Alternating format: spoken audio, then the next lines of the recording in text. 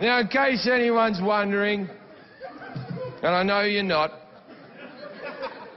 I'm a 5. Darling in the Franxx is the anime equivalent of a Linkin Park song. It's so broad and vague that anyone could project themselves onto it and relate, but there's so little specificity that if you've consumed any other decent anime, you'll have seen these subjects tackled with more depth. Having said that, I don't think Linkin Park is necessarily bad music, nor that Darling in the Franxx is necessarily a bad show. In the same way that Linkin Park uses the most basic chord progressions which lie at the foundation of pop music, but with the added edge of playing them on loud guitars with light hip-hop trappings, Franxx is structured exactly like every other 2-season action anime ever made and edges it up with fan service and mecha trappings. Granted, this genre's been declining as hard as Japan's birth rate since the 2000s, but at one time was so oversaturated that I could still call this show's plot twists episodes beforehand just on the basis of trope knowledge. Oh geez, who would have thought the chorus was going to fall in the 16th bar? How could I have predicted that they were going to team up with the Klaxosaurs from the moment they introduced the queen and she was a cute lolly? For some reason, a lot of people seem shocked by the bad guys turning out to be aliens and are acting like this somehow ruined the show, even though it changes literally nothing about the story. Either the bad guys were going to be corrupt humans arrogantly guiding humanity as they saw fit, or evil aliens doing the same. If anything, it's more believable that an advanced race of aliens would have duped humans into accepting this system through their convincing new technologies than it would have been if humans had developed it themselves. I guess this stuff is easier for me to accept though because, well, I've already seen Gurren Lagann and Fooly Cooly and Evangelion and every other show this one blatantly copies the playbook of, so why would I expect it to go any differently? The bad guys are pretty much just the anti-spirals, and the ending is almost exactly the same as Gurren Lagann, as is the entire plot structure up to that point and half of the action animation. You might expect that to bother me as a huge fan of Gainax and Trigger's past work, but honestly I don't even begrudge the existence of Franxx because I don't think it's made for the same audience per se. Rather, it seems like it was deliberately crafted to be an introduction for younger and less attentive viewers into the themes and styles which these creators made famous. Anyone with a lick of taste would have dropped the show after episode 1, like I did before y'all convinced me it was some huge train wreck that I just had to watch all of and complain about, and now here I am disappointed that it was exactly what I goddamn thought it'd be. It's not a coincidence that Trigger teamed up with A1 Pictures and turned out their blandest, most by-the-numbers product to date, nor is it a coincidence that it was a hit. It's also not a coincidence that this show beats you over the head with its theme so hard you have to be brain dead not to get that piloting the Franxx is just a metaphor for sex, and that the kids fighting for the sake of humanity's future is a metaphor for human propagation. Just in case you don't get it, one of the characters has a fucking baby. Like, you can't mistake this. Now granted, I don't think Gurren Lagann was especially subtle either, but somehow it became known as a turn your brain off show, and Best Guy Ever had to go on a whole goddamn 45-minute analytical tirade just to make people appreciate its themes after scouring YouTube for every review of the show and finding that they all missed the point. So Franxx has seemingly set out to be a show where you actually could just turn off your brain and get the whole point anyways. Hey kids, if you give up, you die. Also, if you stop having kids, you'll stop evolving and finding new solutions as your aging population gets stuck in their ways and forgets how to live. Also, authoritarianism is bad. I'm just gonna call this show what it is, okay? It's an autism trap. And I'm saying that as a guy who's dedicated his entire life to analyzing anime. I know for a fact this would have been my favorite anime if it came out when I was 14 for the exact reasons I'm about to talk about. Darling in the Franxx goes out of its way to create a situation in which the characters have to learn human connections backwards. Because it's set in a universe without normies, on account of them all having become reclusive immortals. There was a time when I used to enjoy the sense of taste, but I don't really care now.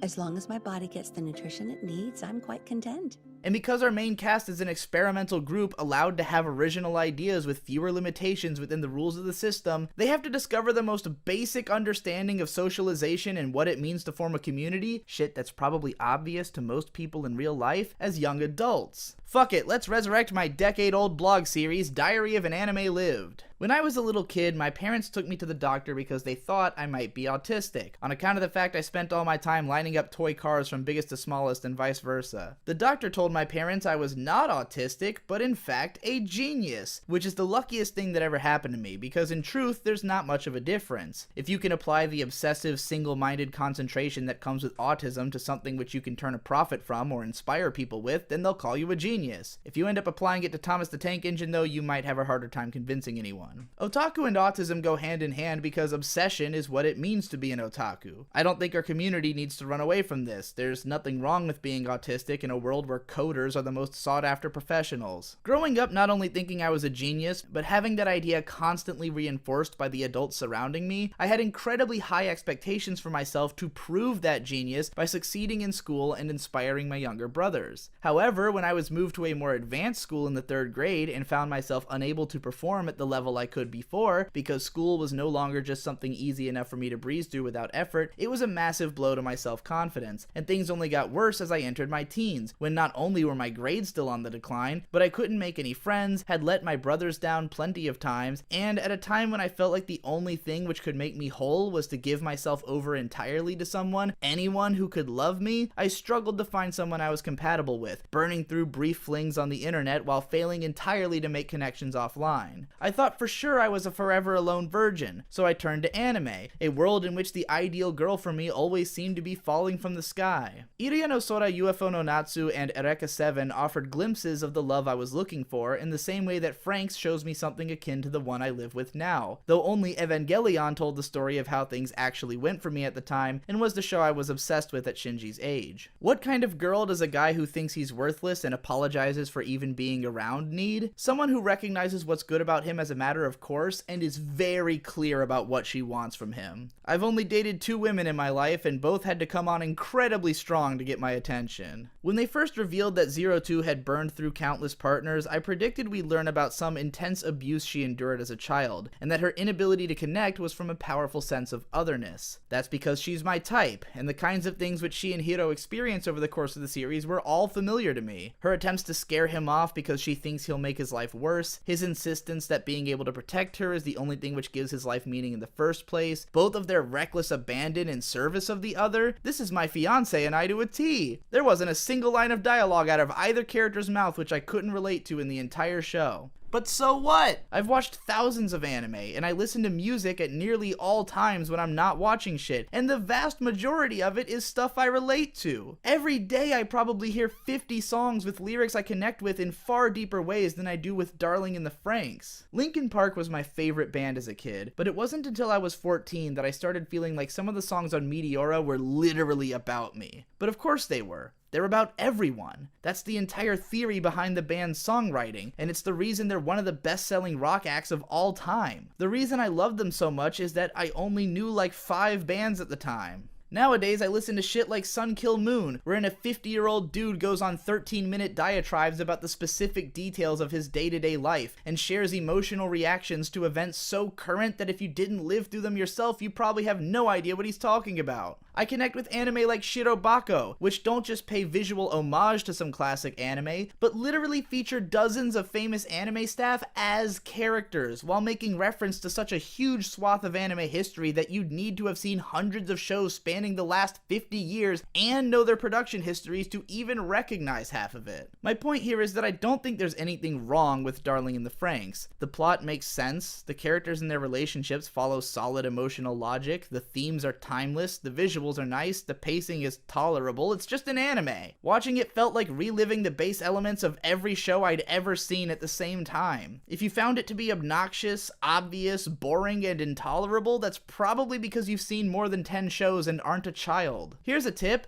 Stop watching current anime. Stop paying attention to hype, because most of the people who get blindly hype about shit are kids. Don't forget that the main demographic for anime is the same age as the characters in this show, and that when you go into a show with characters that age, it probably isn't prioritizing an older audience. Now, I'm not saying that all teenagers are dumb and would blindly enjoy this show. I'm just saying that they are the only people who would. When you notice that all of the characters in a show have the most basic template personalities and no other defining characteristics, it's probably intended for an audience who hasn't really found themselves yet and may have a more difficult time connecting to more well-defined characters. If it seems like the themes are insanely heavy-handed, it's probably because you're mature enough to understand these concepts already and would be better served by something more thoughtful and nuanced, with plenty of smaller details to drink in. This also isn't an attempt to defend Darling in the Franxx as respectable. You can make a kids show with all of these features while including elements that appeal to an older audience. Hell, just look at any other Gainax or Trigger show. Most of these are deliberately made to appeal to a broad range of audiences. Evangelion has a rich cast of older characters who are a hell of a lot more interesting than the younger cast once you start paying attention to them. Gurren Lagann's final episode alone is a heart-wrenching lesson in achieving emotional maturity, which it's not surprising that a lot of younger audiences find hard to stomach. Kill La Kill is a parable about the last 100 years of Japanese politics, which you need to know a significant amount of history and political theory to fully appreciate. Even without going that deep, these shows are also just a lot more engaging on the moment-to-moment level. Here's what any random scene from the early part of a Franxx episode looks like.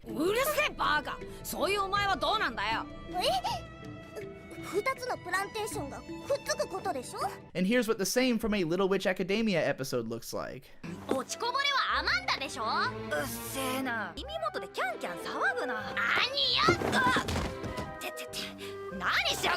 But the fact of the matter is, this style doesn't resonate with everyone. I've seen tons of reviews online which I can't relate to at all, saying things like how they can't take Gainax shows seriously because of all the wacky scenes, and then go on to praise some lifeless husk like fucking Overlord. I may not understand these people, but when I look at a show like Franxx, what I'm most confused about is why they even bothered putting triggerisms in there in the first place. My operating theory is that it's an attempt at conversion theory, but from the fan reactions it seems like the ending just got a little bit too Gainax for some people. Look, I worship Studios Gainax and Trigger. I've been obsessed with their work for 15 years now, and Hideaki Anno and Hiroyuki Imaishi are literally my two favorite creators of all time. I know for a fact that if Imaishi had made this show, it would have been a 15-minute short called Fuckers in the Franxx, in which the robots were powered by actual jizz, Kokoro would have had 600 babies by the end, and the stupid final robot would have crushed the enemy spaceship with her cunt, and I'd have given it a 10 out of 10. Instead, this show was like a decent 6, dragged down to a light 5 by being way the hell goddamn longer than it needed to be. Not a single one of these plot twists was nearly as offensive as having to sit through the circular teen drama horse shit of episodes 7 through 12. Jesus Christ. Anyways, next time y'all make me watch 24 episodes of something just to shit on it, give me something where there's actually enough that happens for me to be able to comment on it.